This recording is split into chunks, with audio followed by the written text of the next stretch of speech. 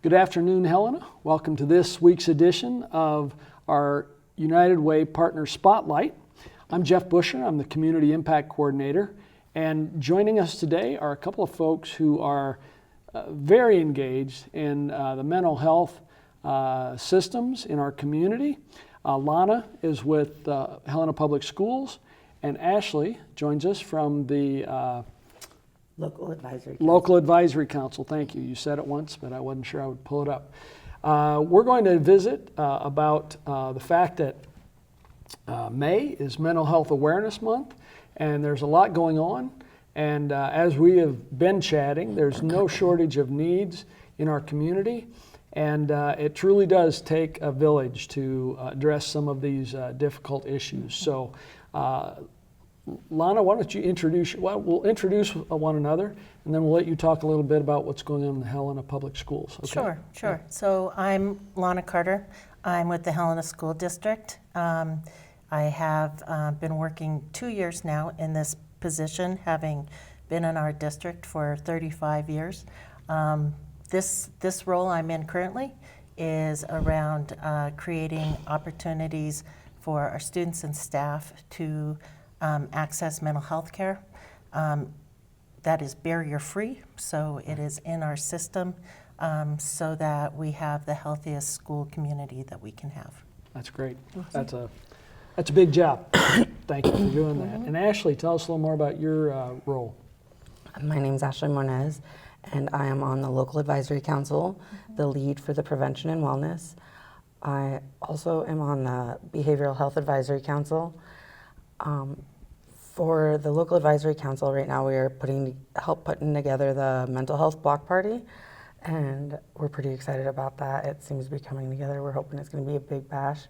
Pretty kid-oriented right now, but my role is to help lead and plan with the community engagement pillar to collaborate together to bring as much mental health awareness to Helena and to try and break barriers between the community and providers so that we have more smooth access to everybody. Sure.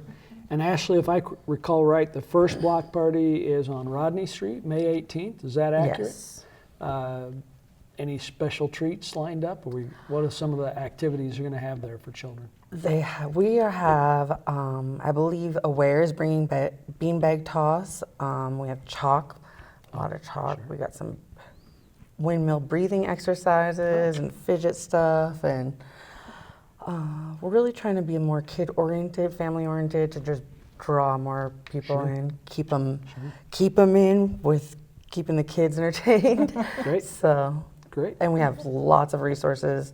Trying to bring all the resources in Helena together, maybe have one spot so that we can all be working on the same thing. Well, I know the United Way is going to be there in one form or another, so we're looking forward to that.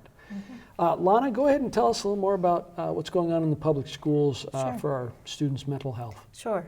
So, we've been working really hard to create the barrier-free access to mental health services in our district. A couple of years ago, we had a tragedy at Capitol High School, and it really drove home the need for us to do all we can so that our students and our staff are supported. It's interesting being a part of a school district. It's like you're a big family, and you are always knowing that some folks are struggling a little bit more than others. And what we do know is that when kids are struggling with mental health needs, they're just not able to access their education as well as they might if they were feeling better. So my job is really to create, if you can, a series of a menu of services that bring together existing resources in our community, as well as creating new opportunities. So, for instance, Aware and Shodare have always been strong partners of our district. We now have Peerview and Helena Indian Alliance as strong partners at our 6-12 levels, providing, therapeutic behavioral services in our buildings. We are now doing mental health screenings that really help us understand better what the needs of our students are, as well as the Rural Behavioral Health Institute creates a link to care, so folks don't need to look for services. We actually have case management services through that organization. That's just been a remarkable addition to our system.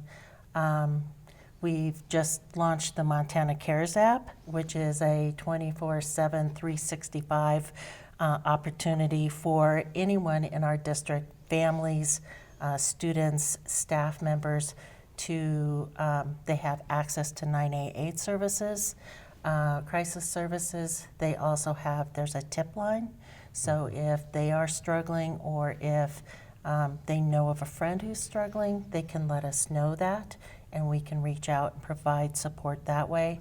And then there's a whole menu of resources in our community, so folks kind of have that resource in their hands all the time.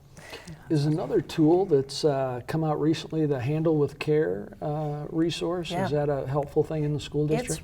It's really helpful. What it provides is if we have students or families that have had something difficult happen and law enforcement has had to help, they can go right onto our website. All they do is say, Johnny Smith, handle with care. And what we do then is we don't get any other information than that, but then when you see that student coming in and perhaps not looking a little rougher that morning, then you're able to say, hey, you doing okay? Do you need breakfast? Would you like to talk to somebody, whoever their trusted adult is in the building? It really provides that opportunity for students to have that extra layer of support when we know that they've had a difficult time. Absolutely. That's great. We've come a long way since just having the school counselor in the building when I was a kid. It's, needs are greater, and it sounds like the services are much more robust now. Ashley, tell us a little more about your work. My work specifically? Yeah. Well, Well, like, related to the events, but Right. how are you assisting with mental health work in our community? I began visiting the CSAA, the Central Service Area Authority, about a year ago. I'm a board member now, and we work to get information from all the counties in our region and figure out what's working, what's not working, get trainings together so that we can share with each other different trainings that we know about and what each other's working on to try and not have so many different silos. And then with the Behavioral Health Advisory Council, we have subcommittees off of that, and I'm on the peer support subcommittee, which is exciting because it's just like the commission, right? We just got the peer supporters on the crisis, so, and then also involved in spreading peer support more out in rural areas by expanding providers that are able to work with peer supporters. Okay. So that was really exciting, that recent Can you give us breakthrough. an example of what that looks like in the field? How does I've got an idea and I'm Right. familiar with peer support work, but can you maybe, for someone that might not understand what that means, tell us Okay. more what that looks like. So for instance, I have my peer support. I have mental health from trauma, mostly childhood trauma, and I am able to be there for somebody who's going through a trauma. So I'm not a licensed counselor, but I'm just able to be there for somebody. I like the whole being with is huge, and it's one of the huge things of people healing is peer support. It's one of the main legs of it. And then there's the substance abuse aspect of it. So there's people who have overcome substance abuse and been able to have stable recovery. And I've seen them when they've came to that level, they enjoy their life so much, and it's so important to them and passionate that they want to share that with people. And then they're like, I see that you're struggling, and trust me, I've been there, but look where you can be. It is real, it is possible, you know, and then to help guide that person through the system and through their struggles.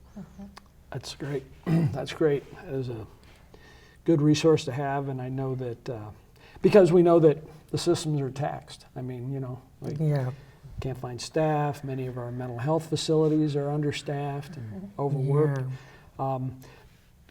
Lana, could you speak a little more about some of the partnerships around the community that you mentioned, Chaudere and Pureview and some of those places?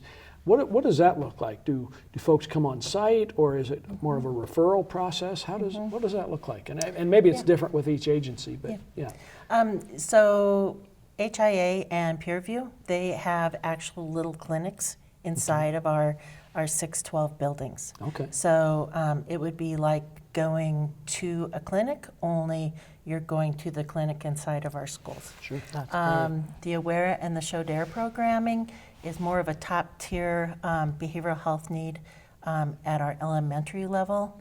And what we find is what we would like to do as part of the safety and security levies that we're running next week, we're really hoping that we will be able to hire a mental health team that will be kind of that lower tier for especially elementary students, so that if we were able to have them kind of across the system, you know, I want to really invest in that early intervention piece, working with families, so we aren't waiting until it gets more severe, that we can really get in there and provide that on-the-ground support to our families and our staff.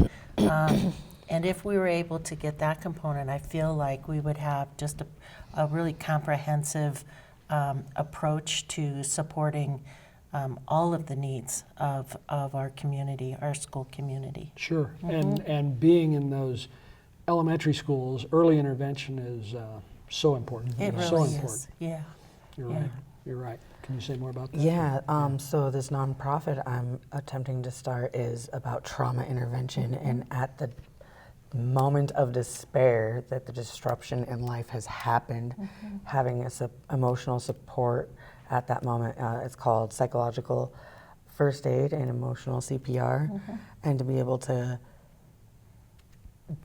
be there for them, including children especially, and then guiding them through care navigation and resources and following them through. I think that's great. We really need to get that first intervention when they're young. Yeah. I think that's great. That's great. Well, let's. Well, is there anything else? Any events coming up? Anything you're highlighting this month across the school district, or any new programs you want to talk about? Well, we're really hopeful about our levies next week. Yes. I'm a part of several of the community organizations that are being highlighted at the block party. Yeah. So, you know, really wanted to do a shout out for them and appreciate so much. You know, before I had this position, I didn't really realize the resources that we have in our community. So being able to kind of bring those together and to show folks in our community how many resources with really specialized and expert care that is available to them, I think that that's just such a great way for us to make sure that our community stays as healthy as it can be. That's true, and I feel like one of our biggest barriers. I mean, sometimes I think about our friends over at Food Share. No one in Helena should go hungry, you know, and they do a great job. And as I think about our mental health atmosphere, folks that need help sometimes have a stigma, and there's a barrier to seeking out that help. It's that Montana spirit, you know, we can figure this out ourselves.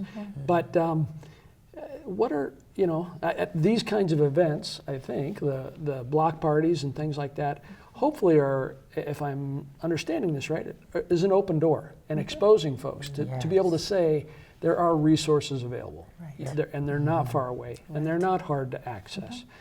So what are some ways we can help people kind of tear down those barriers and not remove that stigma, essentially? Can you say a little about that? I believe that there is a huge barrier, honestly. The suicide walk, I had a colleague that was a part of, being a part of that event. She noticed that there wasn't a lot of community members there. There was a lot of providers, and then so there's this. Was that the Out of the Darkness just a Yeah, couple so there's weeks ago? a gap somewhere between the providers and the community that they're just not connecting very well. I believe I'm working on a project right now to have little carnivals and go to like Helena Housing Authority, like the apartment buildings, and have little carnivals and have mental health awareness that way so that they can distract the kids. They can't leave because they live there. Just kidding. But and be able to really break down some of that you're talking about and be like, hey, look, this is real. It's all right. It's not scary. Everybody struggles. Yeah, absolutely. And You bet. peer support, I think, is also a great tool for that. Absolutely. And it sounds like making assistance accessible in the schools is one way you can kind of help eliminate that stigma. Is that right? I think so. I think that, we work so hard to make it okay to say, I'm struggling. And sometimes that's a really hard thing for students and some staff to do. But we really want to make it okay. It's okay to say, I have a physical health need, and so I'm going to go and I'm going to get the support that I need to address that. We want that to be just as normal if you have a mental health need. At the end of the day, we want, all of our students to have a hopeful, healthy future.